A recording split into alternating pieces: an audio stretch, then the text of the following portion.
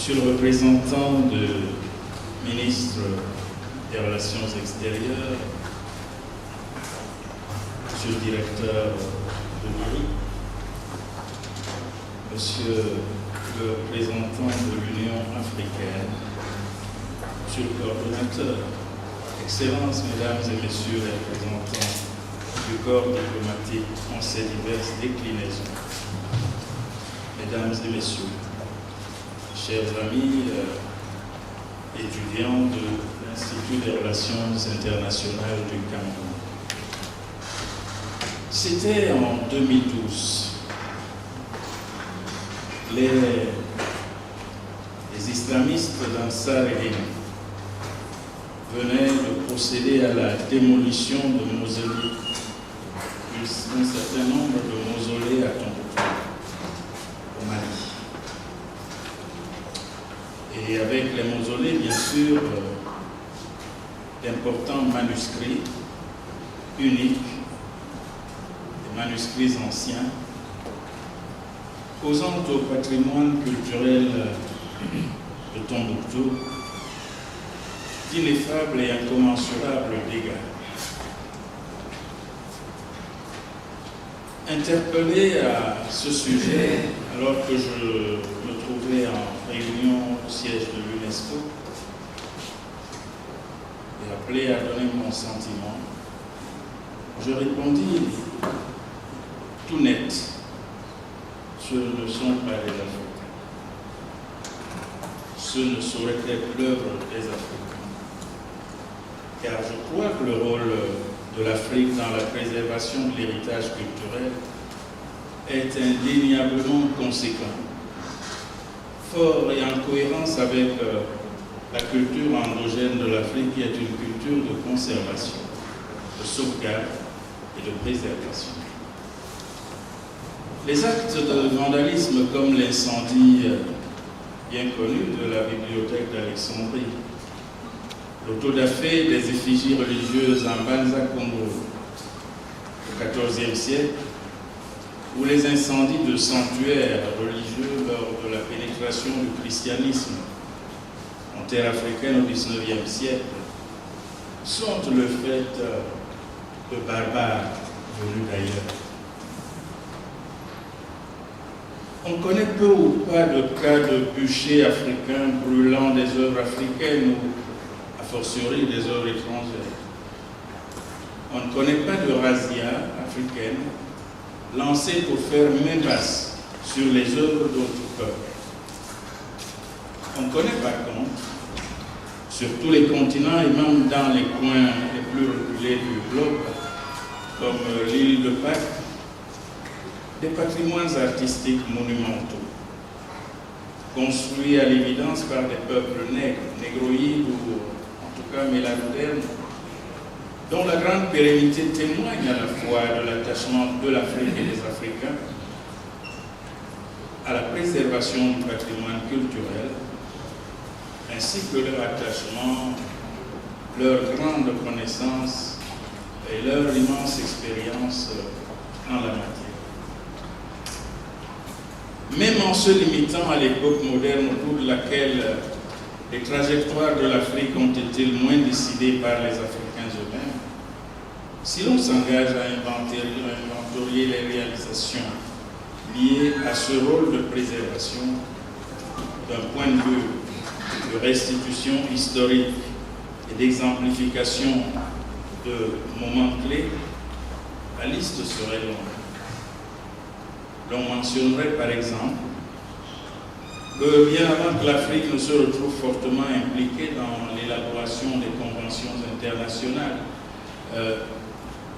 relatives à la préservation des patrimoines culturels, matériels, immatériels ou bioculturels, ce rôle de préservation a constitué une des orientations majeures du magistère des premiers grands Africains appelés à œuvrer dans les sphères dirigeantes de l'UNESCO. Je pense naturellement à Amadou Hampateba, dont on se souvient de la célèbre phrase: quand un vieillard en Afrique brûle, c'est une bibliothèque qui disparaît. Quand un vieillard meurt, c'est une bibliothèque qui brûle. je pense davantage au professeur Joseph Kizerbo, qui a assuré la densification de ce concept et de cet attachement à la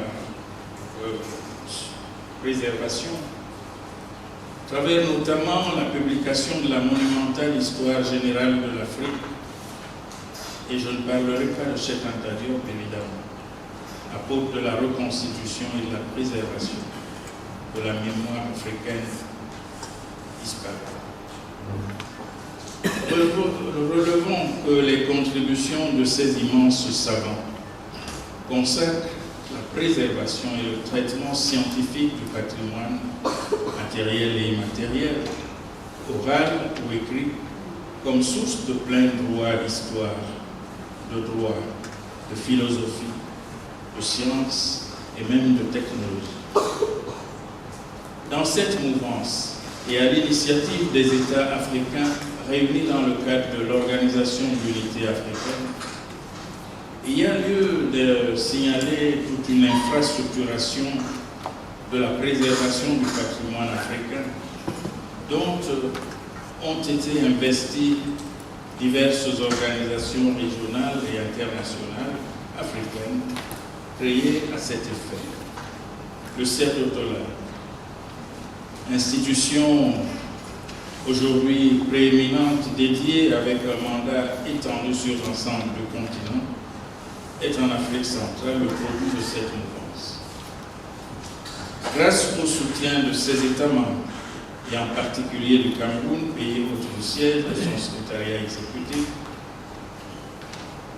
il déploie une vaste et complexe mission de recherche, de documentation, de sauvegarde, de préservation et de valorisation des héritages traditionnels et linguistiques africains, avec leurs dérivés dont la valeur inestimable commence seulement à être mise à jour, à être mise au jour, à être mise en exploitation.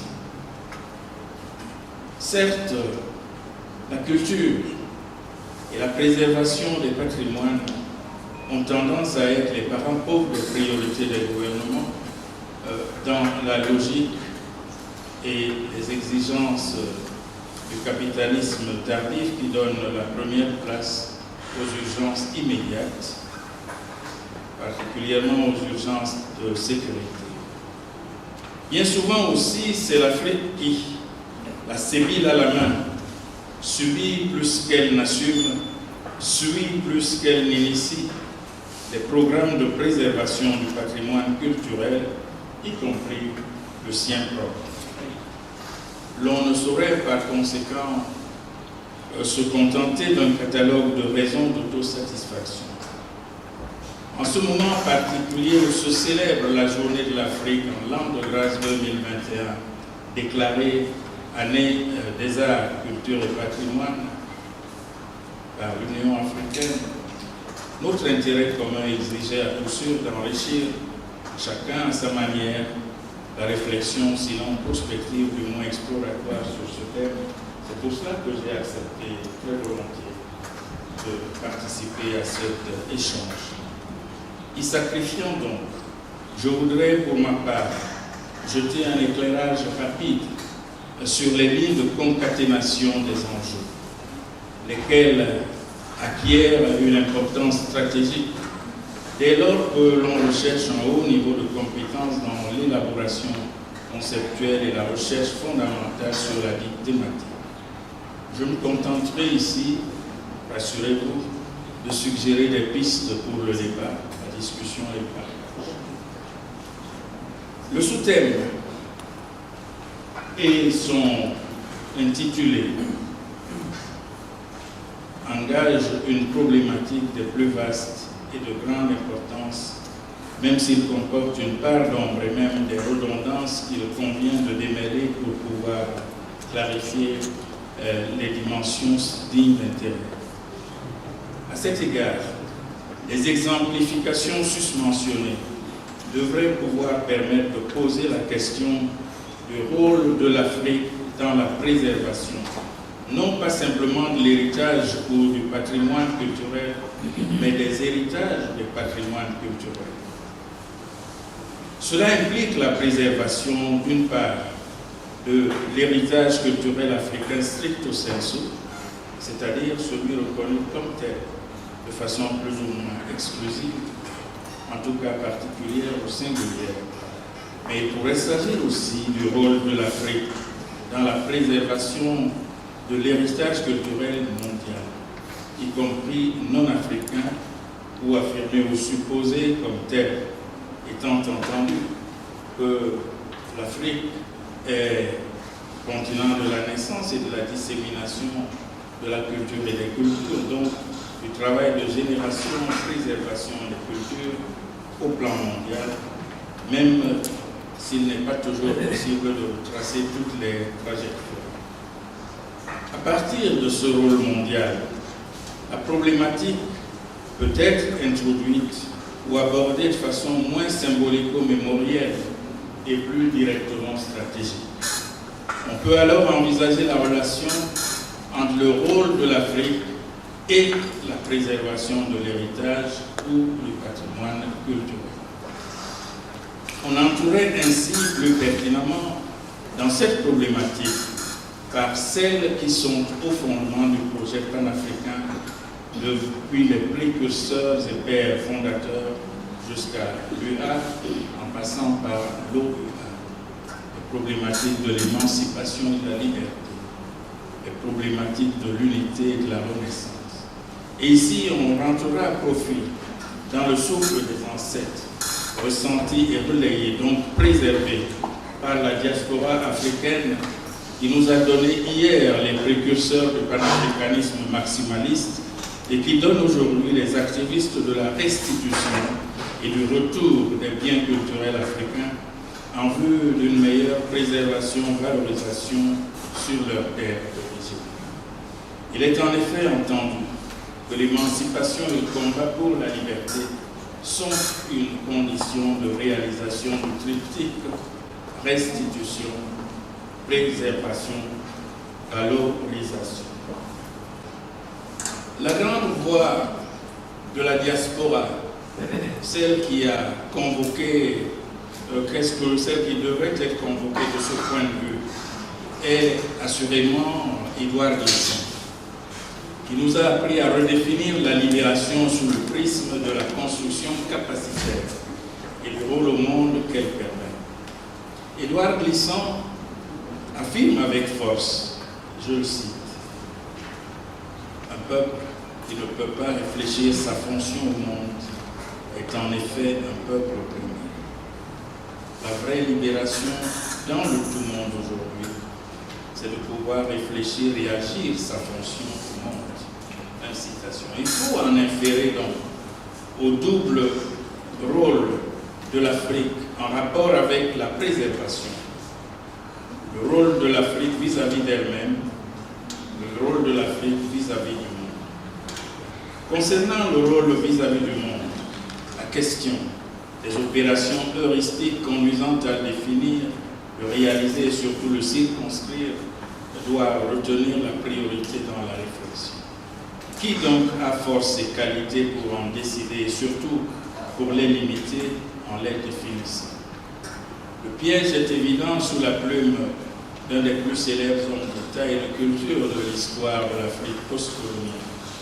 Je pense et mentionne le président poète Léopold Sédar Senghor, qui, examinant ce que le nègre pourrait apporter à la civilisation de l'universel, déclarait en son temps et sans embâche que c'est l'émotion et la vitalité. Au-delà des critiques parfois justifiées ou acerbes qui ont été adressées à Senghor, et par-delà leur pertinence, le plus important est de noter l'hétéronomie de la spécialisation du rôle de l'Afrique. Le rôle de l'Afrique n'est pas défini ici de façon librement choisie.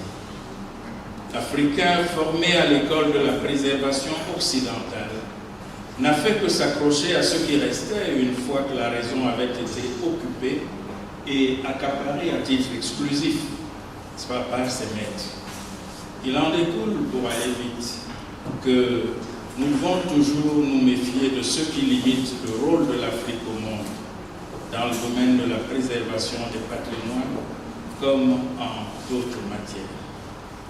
Quant au rôle de l'Afrique vis-à-vis d'elle-même, il est prioritaire absolument, puisqu'il est d'ailleurs le déterminant et la condition de possibilité des déclinaisons et des extensions variables du rôle de l'Afrique au monde, qui ne peut être éminent que s'il est librement choisi et soutenu par un développement capacitaire conséquent.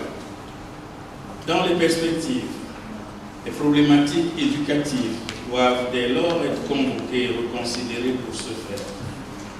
Une autre question liée à tout ceci, c'est l'écriture ou la réécriture du récit national de l'État et des différents États par la culture, par les patrimoines, par les héritages, afin que l'on sache que nous ne venons pas de nulle part.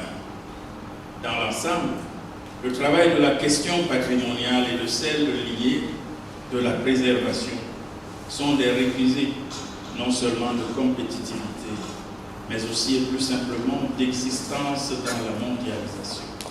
Vous n'existez qu'avec vos patrimoines, mesdames et messieurs. Oui, vous n'existez qu'avec vos patrimoines. Comme dans une auberge espagnole, chacun vient au monde avec son bagage et vide du contenu de son propre patrimoine. Dans le cas contraire, nous autres Africains ne serions alors que des consommateurs et des répétiteurs des produits des patrimoines des autres. Cela a un lien très fort, vous le voyez, avec la grande faillite des politiques mises en place au cours des 100 dernières années. Oubliant que le développement, la transformation des patrimoines, l'on n'a eu de cesse d'emprunter des schémas et des chemins de développement qui se sont avérés inadéquats et inopérants pour nos patrimoines. D'où pour nous l'urgence d'une démarche endogène de l'émergence, une démarche qu'au cerveau-là, nous avons appelé l'endogénisme émergentiste. L'endogénisme émergentiste. Cet endogénisme émergentiste puise toute sa source dans la réconciliation entre la haute technicité au cours du XXIe siècle et le culte des valeurs qui ne peuvent véritablement se manifester et porter la responsabilité historique de la préservation et de la valorisation des patrimoines que si les solutions sont recherchées dans ces patrimoines eux-mêmes. C'est là que se situe, de notre point de vue, tous les enjeux du thème de l'année 2021 de l'Union africaine. C'est de là que sortira le développement. D'où le concept théorique et opératoire que nous lancions il y a quelques semaines de l'industrialisation. Vous avez bien entendu l'industrialisation. D'où aussi la convocation des forces et des ressources d'expertise dont l'Afrique dispose aux 4 coins de la planète pour cette conciliation. C'est par cette voie que je présume et proclame royal qu'il sera permis aussi de taire tous les doutes liés au retour des biens culturels volés ou spoliés, de mettre fin à l'idée que le retour en terre d'origine serait une perte. Que non, leur destin patrimonial n'est pas simplement d'enrichir ou de faire le prestige des civilisations autres. Tout est mieux que la contre-préservation et la pseudo-valorisation auxquelles donne lieu la conservation de ces biens dans le cadre de leur détournement et dévoiement par la civilisation dominante depuis des siècles. Même s'il fallait d'abord les récupérer, nos biens culturels, volés ou spoliés, retenus en prison, en esclavage ailleurs, s'il fallait les récupérer seulement pour les garder dans un grenier en attendant d'infrastructurer des institutions de conservation, ce qui ne serait du reste pas le cas, les peuples trouveront bien les moyens de les conserver, de les préserver et, plus important, d'engager leur découverte et leur décryptage, qui seront plus porteurs de préservation et de valorisation authentique, visage d'homme et non de rapace ou de charognard, à la mesure de l'homme parmi les hommes et avec tous les hommes sous tous les cieux. Voilà, me semble-t-il, les valeurs qui doivent guider la réflexion et la pratique de la préservation des biens culturels, ainsi que le rôle de l'Afrique à cet effet. Mesdames et messieurs, je vous ai juré que je ne ferais que tracer quelques pistes. Pour ne pas conclure, je dirais que la préservation et le rôle de l'Afrique à cet égard sont astreints à la prise en compte de l'environnement social mondial dominé par les logiques du capitalisme tardif qui subordonnent leur effectivité et leur efficacité à la valorisation, y compris et peut-être surtout économique et technologique. L'industrialisation des patrimoines traditionnels, matériels et immatériels, devient alors le gage à la fois du développement et de la préservation optimale. Elle donne une longueur d'avance formidable à l'Afrique dans la problématique à l'échelle du globe, où la préservation, pour être attractive et soutenue par toutes les institutions et forces vives, ne doit plus simplement représenter un coût, mais devenir un investissement rentable. L'industrialisation en est le meilleur gage pour l'Afrique, mais pour la faire advenir et pour relever les défis liés au rôle de l'Afrique dans la préservation, il s'agira souvent, pour commencer, d'inventorier déjà et toujours ce que l'on doit préserver. Je vous remercie de votre attention.